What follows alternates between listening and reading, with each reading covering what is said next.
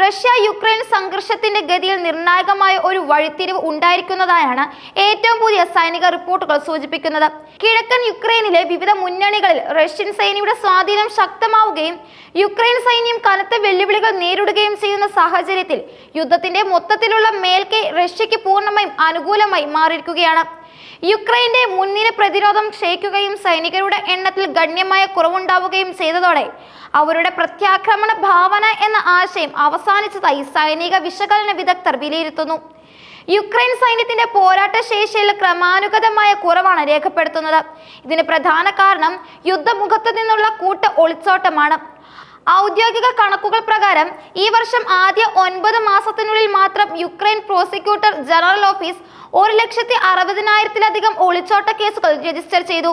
ഇത് 2022 ഫെബ്രുവരിയിൽ യുദ്ധം ആരംഭിച്ചതിനു ശേഷമുള്ള മുൻ കാലയളവിനേക്കാൾ 3 കൂടുതലാണ്. സൈനികർ കൂട്ടത്തോടെ തങ്ങളുടെ പോസ്റ്റുകൾ ഉപേക്ഷിക്കുന്ന ഗുരുതരമായ സാഹചര്യമാണ് പല മുന്നണികളിലും നിലനിൽക്കുന്നത്. ഭാഗികമായ പൊതുമാപ്പ് പ്രഖ്യാപിച്ചിട്ടും ഒളിച്ചോടിയവരിൽ വെറും 7 മുതൽ 8% പേർ മാത്രമാണ് തിരികെ സൈന്യത്തിൽ ചേർന്നത്.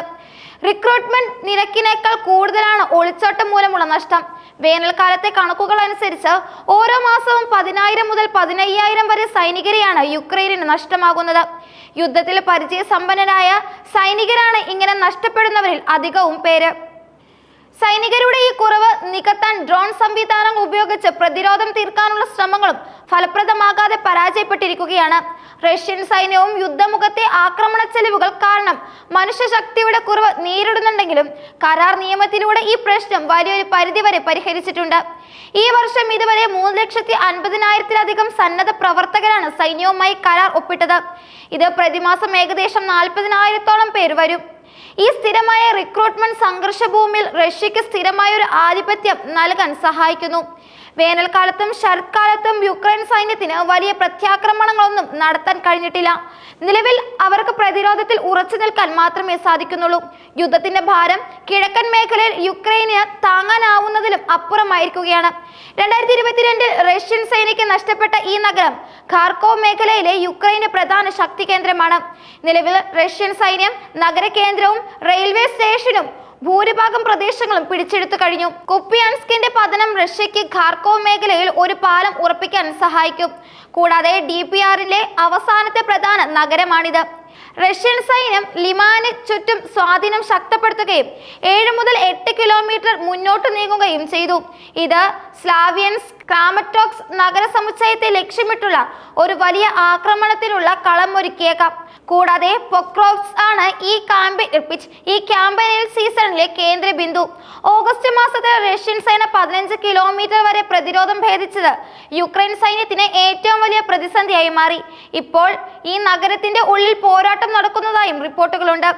ഇത് യുക്രൈനിന്റെ പടിഞ്ഞാറൻ ഡോൺബാസ് പ്രതിരോധത്തെ തകർക്കുകയും ദിനിപ്പർ നദിയിലേക്ക് നേരിട്ടുള്ള വഴി തുറക്കുകയും ചെയ്യും. വലിയ ലോജിസ്റ്റിക്കൽ കേന്ദ്രമായ കോൺസ്റ്റാന്റിനോവ്ക ഈ വർഷത്തെ റഷ്യൻ ആക്രമണ ലക്ഷ്യങ്ങളിൽ ഒന്നാണ്. റഷ്യൻ സേന നഗരത്തിന്റെ പുറം പ്രതിരോധ നിര ഭേദിക്കുകയും കോൺസ്റ്റാന്റിനോവ്ക്ക് വളയുന്നതിനുള്ള ഘട്ടം ഒരുക്കുകയും ചെയ്തു. റഷ്യയുടെ മുന്നേറ്റങ്ങൾ വളരെ ചിട്ടയോടെ ഉള്ളതാണ്.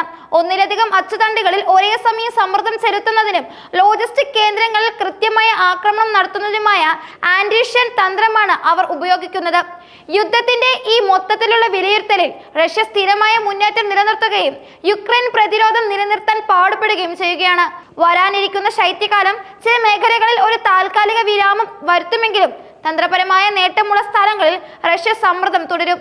റിക്രൂട്ട്മെന്റ് ശക്തമാക്കാനും സൈനികരുടെ റൊട്ടേഷൻ ശേഷി പുനഃസ്ഥാപിക്കാനും കഴിഞ്ഞില്ലെങ്കിൽ യുക്രൈനിന്റെ ഓപ്ഷനുകൾ കുറയുമെന്ന കാര്യത്തിൽ സംശയമില്ല. യുദ്ധത്തിന് മൊത്തത്തിലുള്ള ഗതി തന്നെ നിർണയിച്ചേക്കാം. അന്താരാഷ്ട്ര പിന്തുണയും ആയുധ സഹായവും യുക്രൈന് ലഭിച്ചില്ലെങ്കിൽ കിഴക്കൻ മേഖലയിലെ പ്രധാന നഗരങ്ങൾ റഷ്യൻ നിയന്ത്രണത്തിലാക്കാനുള്ള സാധ്യതകളും ഏറി വരികയാണ്.